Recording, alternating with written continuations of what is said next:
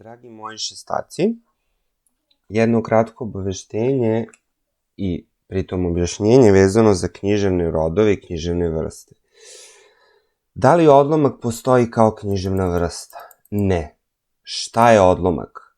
Odlomak je samo deo nekog dela koji imate u čitanci. Svi rodovi i sve vrste u književnosti dele se na sledeći način. Rodovi su epika, lirika i drama. Epika govori o događajima, pa su njene književne vrste roman, pripovetka, bajka, basna, novela i epske pesme.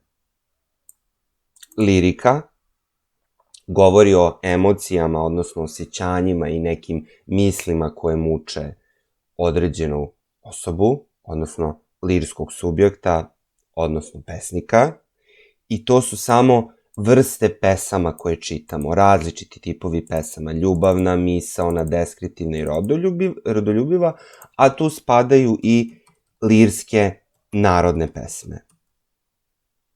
Treći rod jeste drama koji govori takođe o događajima, ali se on provlači kroz dijaloge, sukobe, dramske radnje, ima sve etape i on može biti po vrsti komedija ili tragedija. Tragedije ćemo čitati u 7. i 8. razredu, komedije se čitaju u nižim razredima. Dakle, komedije su ono što nam je humoristično i smešno. Prikazuju se smešni događaji između likova i dati su kroz dijaloge, a namenjeni su za pozornicu, odnosno za film, seriju i tako dalje. Da ponovim, odlomak kao književna vrsta ne postoji.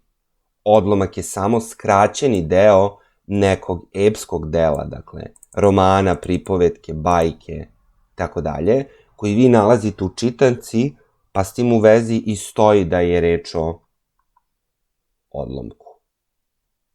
Kako prepoznajemo književnu vrstu? Bajku znaćemo da je to fantastična priča, basna priča o životinjama, novele ćemo raditi u 7. razredu, epske pesme već svi dobro znate, to su ciklusi srpskih narodnih epskih pesama.